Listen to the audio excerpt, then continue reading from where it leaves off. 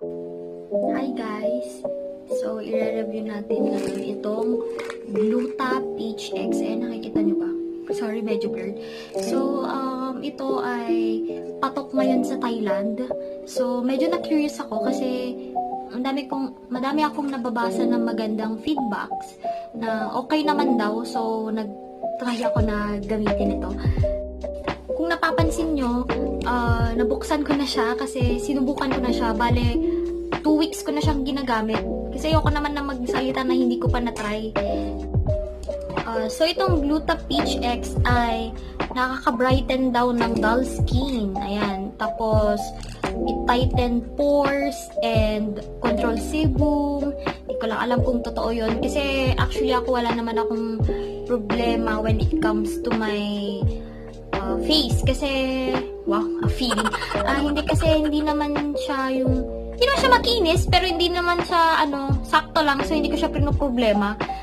Isa sa nagustuhan ko dito ay dahil sabi dito sa product na to, nakaka-burn daw siya ng fats. And, hello, gusto ko yun kasi medyo, aminado ako, nanaba talaga ako.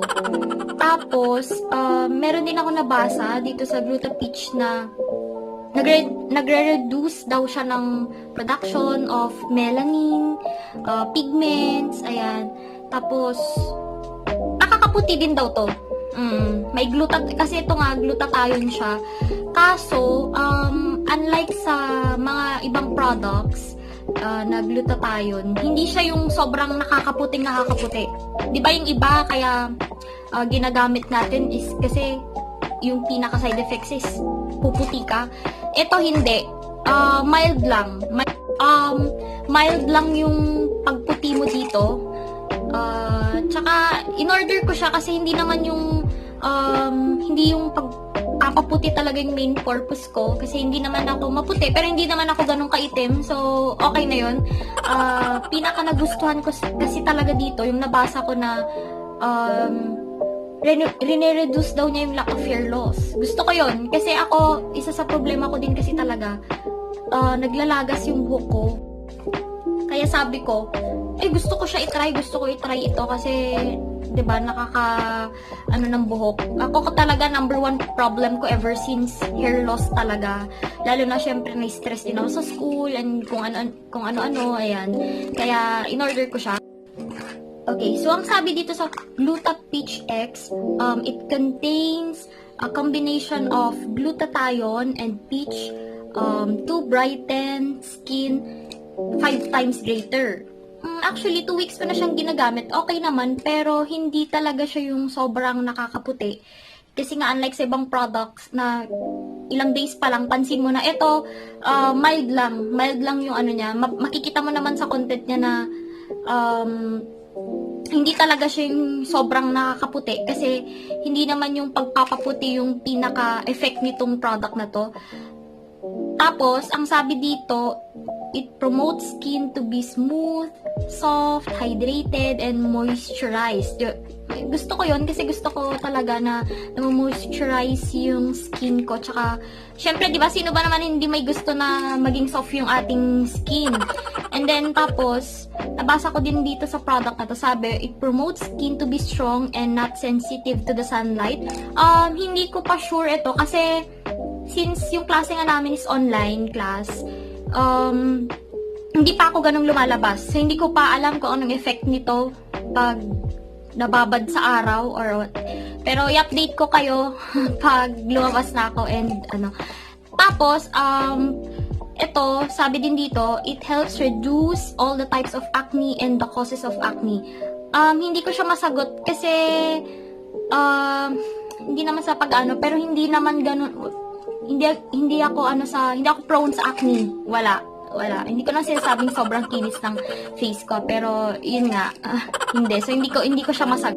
Tapos ang sabi din dito ay it helps eliminate skin oiliness and tighten skin pores.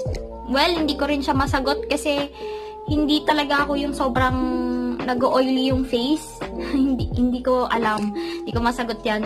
And then, syempre, sabi din dito, it helps support and strengthen body immune function. Ayun.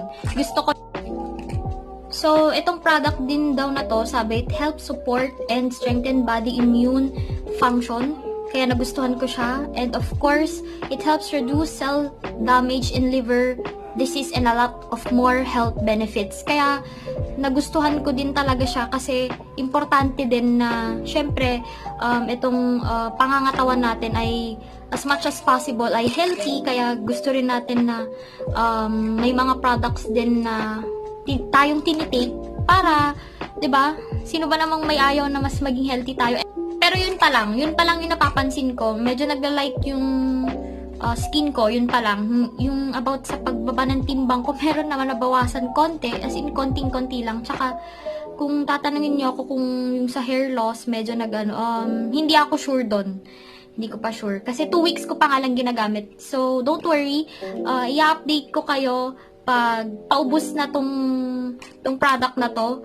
And kung nakita ko naman na effective talaga siya, ayan, I'll recommend this product. So, kung tatanungin niyo ako kung ano to, ito ay Gluta, kikita niyo ba? Gluta Peach, wait, hindi niyo ata okay. So, ito siya, Gluta Peach X Thailand Premium Glutathione Capsules. So, ang laman nito ay 60 capsules to. So, itong product na to, 60 capsules siya. And then, ayun sa basa ko, sabi, mas effective daw to pag empty stomach, morning tsaka evening. So, ibig sabihin, bago kayo kumain, i-take nyo tong capsule na to. Ayan. So, sabi dito, empty stomach, 2 capsules at a time. Ayan. And, of course, you have to drink water after. Siyempre, kung di ka inom ng tubig, baka mabulunan ka pa. Maging cause of death mo pa yung hindi, charot lang. So, inulit ko tong product na to, hindi siya yung sobrang nakakaputi, okay? Just a reminder lang. Kahit sa mga ibang basa ko na nag-try nito, hindi yung sobra-sobrang nakakaputi. So, I don't recommend this pag gusto nyo lang pumuti. Okay? Kasi, ito, hindi lang talaga siya nakakaputi. Madami siyang ibang effects. So, parang nataon lang na isa rin sa nito is nakakapagpaputi, sorry. Pero it doesn't mean na puputi ka ng todo dito, okay? So, yun nga, kaya nga binili ko to ay yun nga dahil lang sa dalawang reason. Syempre, gusto ko mas yung immune system ko and yun, gusto ko lang mag-burn ng fats tsaka yun nga, iwas hair loss. Kasi yun yung problema ko, okay? Since itong product na to, 60 capsules siya, so you can use this for a month. Good na siya for 1 month. 'Di ba? Okay na din to na 60 capsules kasi madalas yung mga ganitong produkto, kung di ako nagkakamali, ang maximum lang parati is 30 capsules. Tas ang mahal. Ito 60 capsules na. So, ako, 'di ba yung iba 2 times sabing ganun per ako hindi. Ginagawa ko isang beses lang sa isang araw. Kasi nga, syempre, gusto ko munang tignan kung ano kung may pagbabago ba or kung wala ba siyang magiging effect sa akin. Kasi ayoko din naman na i-risk yung sarili ko na igamutin to ng todo-todo. So, tignan na lang natin. Okay, so, ang price nitong Gluta Peach X ay 700 pesos. Pero, since nabinili ko to, nag-sale siya, ayun. Nabili ko lang siya ng 620. Okay na rin, kasi mura na siya. Guys, gusto ko lang paalala sa inyo na meron tong product na to sa Lazada, meron sa Shopee, pero you have to be careful kasi may mga fake products. Okay? May mga fake products. So, gusto ko bago kayo mag-order, i-check nyo muna ng maigi dun sa store kung legit ba na seller yun or ano, kasi baka 'di ba, baka maloko kayo kasi madami nang naloloko about dito, lalo na ang health natin napaka-important yan. So, kailangan doble ingat kasi ito hindi lang to basta produkto na ito take mo talaga to. So, kailangan talaga double check. So, ang ingredients nitong product na to ay glutathione, Tapos may vitamin C, may glycine, merong vitamin B3, glutamine, may zinc, amino acid, ano ba, peach powder. Okay, so kung tatanungin nyo din kung safe ba ito sa mga buntis, no. Mas better na wag nyo na lang i-take to. Pero kung gustong-gusto nyo, you have to ask your doctor first. Syempre, di ba? Hindi naman pwedeng, delikado yan. So, not recommended for pregnant or lactating moms. And, itong gamot na to, 15 years and above only. Okay? So, kung below 15, wag mo na to i-take. So, inuulit ko, guys, you have to be careful sa pagbili ng ganito. Please, iwasan nyo na makabili ng fake na product. Kasi, minsan, hindi natin napapansin yung totoo tsaka hindi. So, dapat double check lagi. I-check nyo kung may FDA ba to, HACCP, and GMP certified. Okay? Tignan nyo to. Tsaka, yung sa seller, makikita nyo naman kung legit sila na nagbebenta nito kasi hindi naman sila ialaw na basta lang magbenta ng mga ganitong products na hindi approved. Okay, so yun lang guys. Bye. Thank you.